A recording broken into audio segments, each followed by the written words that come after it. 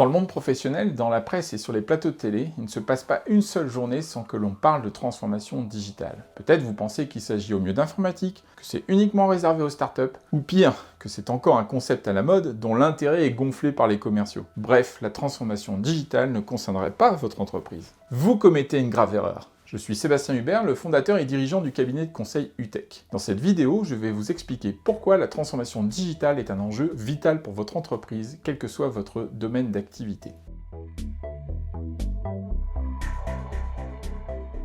Tout d'abord, il faut comprendre que le digital est une révolution technologique aussi importante dans l'histoire de l'humanité que celle de l'agriculture et de la machine à vapeur. En effet, pour reprendre les mots de Marc Andreessen, l'un des créateurs du tout premier navigateur web Mosaic, le logiciel est en train de manger le monde. Prenez la société Tesla. On a coutume de dire que ces voitures sont des smartphones avec 4 €. Cette image n'est pas fortuite. Chez Tesla, le digital est mis au centre de la conception et des opérations, dans les usines, dans la commercialisation et dans la voiture elle-même. Il y a 10 ans en arrière, Tesla était la risée des constructeurs automobiles traditionnels. Aujourd'hui, tous les constructeurs ont compris qu'ils avaient fait fausse route et essayent de rattraper leur retard. Pendant des années, l'informatique était vécue comme un mal nécessaire, ne serait-ce que pour tenir sa comptabilité, communiquer et être un minimum productif. Bien qu'incontournable, l'informatique imposait à l'entreprise des contraintes. Et c'était normal puisque le stockage, la puissance et les connectivités étaient limitées et relativement chères. Aujourd'hui, toutes ces barrières ont sauté. L'informatique était, pour ainsi dire, la préhistoire du digital. Alors, comment pourrait-on définir le digital? Le digital repose sur 3 choses.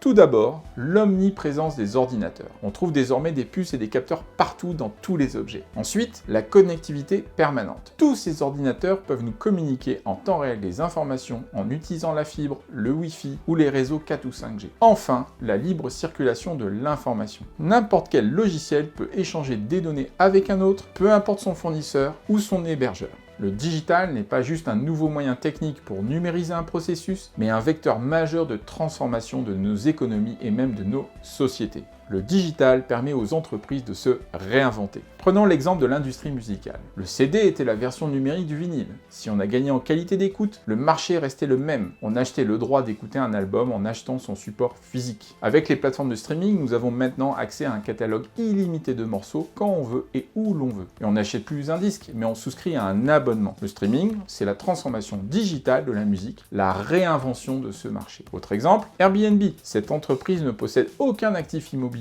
et c'est pourtant le premier loueur de chambres au monde. À l'ère industrielle, les économies étaient basées sur le produit, sur le stock. À l'ère digitale, les économies sont basées sur l'information et plus exactement sur le flux. Toutes les entreprises ne vont pas disparaître car il faudra toujours des produits et des services. Mais il faut comprendre que les chaînes de valeur sont bouleversées. Regardez ce que l'on appelle les marketplaces, ces sites web qui proposent des milliers de produits en ligne.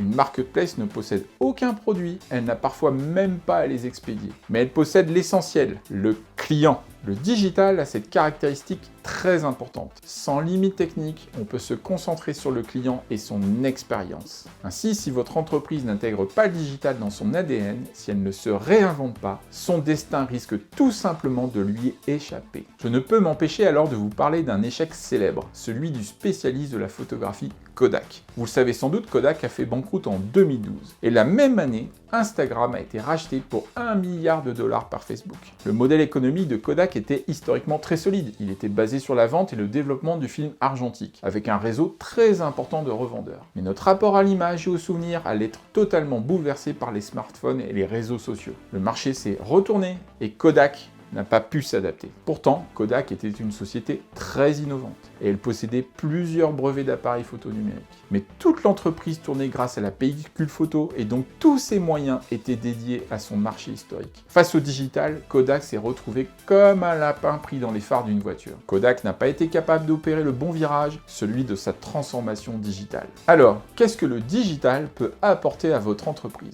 Je vais vous donner quelques exemples. Il y a ce qu'on appelle la dématérialisation, pour traiter les factures de fournisseurs, les demandes des congés des collaborateurs ou les signatures électroniques des contrats. La dématérialisation est devenue incontournable car elle permet de faire de sérieux gains de productivité. Mais ce n'est pas de la transformation digitale à proprement parler, c'est plutôt une transposition d'une fonction qui existait. Un bon exemple de transformation, c'est l'équipement des collaborateurs de terrain avec des smartphones et des applications taillées sur mesure. J'observe souvent des organisations qui tournent entièrement sur des tableurs Excel, ce qui pose beaucoup de problèmes dans les promotions internes. Les techniciens ne veulent surtout pas devenir chefs, car c'est synonyme de longues heures à faire de l'administratif sur ordinateur. Le smartphone, avec sa mobilité, son ergonomie, est beaucoup plus facilement adopté par les équipes. Le digital permet de libérer les énergies, de donner plus d'autonomie et de viser ainsi un meilleur engagement de vos collaborateurs. Le digital, c'est aussi tout l'univers de la data, c'est-à-dire la capacité à faire remonter des systèmes différents des données pour faire des analyses croisées, établir des tableaux de bord de manière automatique et prendre de meilleures décisions.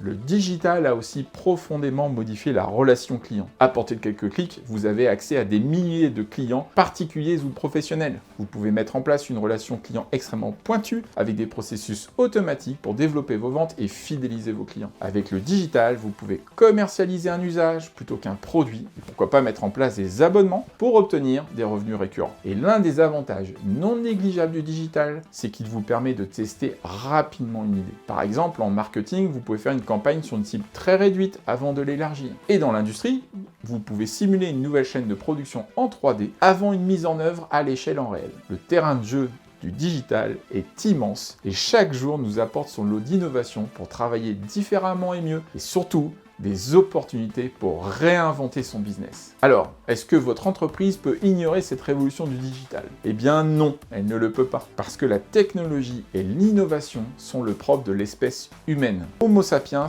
n'existerait pas sans technologie. Les anthropologues disent que l'humain façonne des technologies qui le façonnent en retour. Un des exemples les plus frappants dans l'évolution de notre espèce, c'est l'usage du feu. C'est par la cuisson des aliments que nous avons pu développer un plus gros cerveau. Les technologies digitales changent notre façon de communiquer, notre rapport au monde, notre rapport au savoir et à l'information jusqu'à transformer nos économies. Prenons l'exemple du télétravail. Le télétravail illustre parfaitement comment un moyen technologique peut changer nos sociétés. En 2020, avec la pandémie, nous avons subi des confinements et le télétravail était alors la seule possibilité. Mais aujourd'hui, nous ne sommes plus confinés et le télétravail s'est inscrit durablement dans les demandes des collaborateurs. Le télétravail devient incontournable, même pour quelques jours par semaine. Si votre entreprise refuse le digital et ses applications, elle ne pourra pas mettre en place cette nouvelle organisation du travail. Et elle ne pourra donc pas attirer et conserver les meilleurs talents. Le message essentiel que j'aimerais vous faire passer au travers de cette vidéo, c'est que la transformation digitale est en fait une double transformation. Si vous voulez que votre entreprise prenne sa juste part à la révolution digitale, vous devez d'abord changer votre perception de la réalité. Vous vous rappelez peut-être en cours de philosophie d'avoir étudié l'allégorie de la caverne de Platon. Dans la caverne, les prisonniers enchaînés prennent les ombres sur les parois pour la réalité. Toute entreprise construit avec le temps des certitudes. Le succès a même